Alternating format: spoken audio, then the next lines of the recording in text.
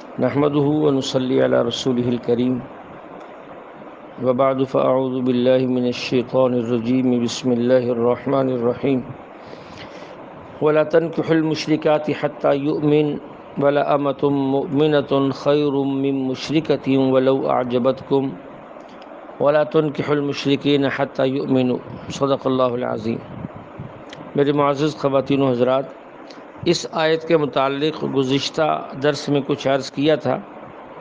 یہ الفاظ عام ہیں، اگرچہ یہاں لفظ تو مشرک کا ہے لیکن یہ الفاظ عام ہیں۔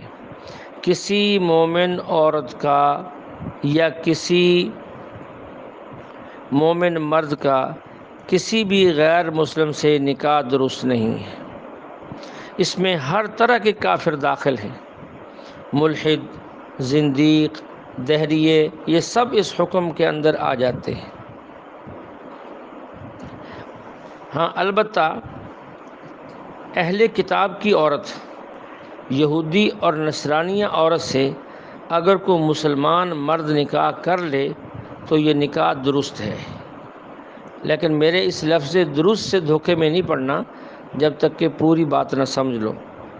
نکاح درست ہے اور اس کا جواز سورۃ مائدہ کے آیت میں بیان کیا گیا ہے، جس کو ہم انشاءاللہ وہاں پہنچنے کے بعد بیان کریں گے۔ یہاں صرف اتنا سمجھ لینا چاہیے، اگرچہ یہودیہ اور نصرانیہ عورت یعنی جو اہل کتاب کہلواتے ہیں سے کوئی مسلمان مرد نکاح کر لے تو یہ درست ہے، یہ جائز ہے، لیکن اس سے بھی بچنا افضل ہے۔ اور خاص طور پہ ہمارے اس زمانے میں، جب کہ وہ عورتیں مسلمانوں سے نکاح ہی اس لیے کرتی ہیں کہ مسلمانوں کو اپنے دین پر لے آئیں، ان کی اولاد کو اپنے دین پر ڈال دیں، اور مسلمانوں کے شہروں، گھروں، ملکوں میں آ کر جاسوس بن کر ان کی اندرونی خبریں دشمنان اسلام کو پہنچائیں۔ اس لیے ان کے ساتھ نکاح کرنے سے بھی بچنا چاہیے۔ حضرت عمر رضی اللہ عنہ نے اپنے زمانہ خلافت میں اس نزاکت کو سمجھ لیا تھا اور اپنے زمانہ خلافت میں صحابہ کو اہل کتاب سے نکاح کرنے سے روک دیا تھا، جیسا کہ امام محمد بن حسن شیبانی رحمۃ اللہ علیہ کتاب الآثار میں اس روایت کو اور اس حکم کو لائے ہیں۔ اس لیے ہمیں بھی چاہیے کہ ہم ان سے نکاح سے بچ جائیں، لیکن پھر بھی اگر کوئی مسلمان کسی اہل کتابیہ سے نکاح کر لیتا ہے تو نکاح ہو جائے گا۔ یہاں مجھے ایک لطیفہ یاد آیا، بلکہ حقیقی بات یاد آئی، وہ یہ ہے، ایک بہت بڑے عالم اور فقیہ گزرے ہیں 3 اور 4 صدی کے اندر، بغداد کے اندر۔ مسلمانوں کے بڑے عالم تھے، بڑے محدث تھے اور بڑے مناظر تھے۔ عیسائیوں سے اور سب اہل باطل سے وہ مناظرہ کرتے تھے اور اسلام کی حقانیت کو ہمیشہ غالب رکھتے تھے۔ ان سے ایک پادری نے کہا کہ تم مسلمان بہت متعصب ہو۔ اس نے کہا کہ وہ کیسے؟ اس نے کہا تم یہ فتویٰ دیتے ہو کہ مسلمان مرد عیسائی عورت سے بھی شادی کر سکتا ہے، یہودی عورت سے بھی شادی کر سکتا ہے، اور اس کے مقابلے میں تمہارا فتویٰ یہ ہے کہ کوئی عیسائی مرد اور کوئی یہودی مرد مسلمان عورت سے شادی نہیں کر سکتا اور یہ جائز نہیں ہے، اس سے بڑا تعصب کیا ہوگا؟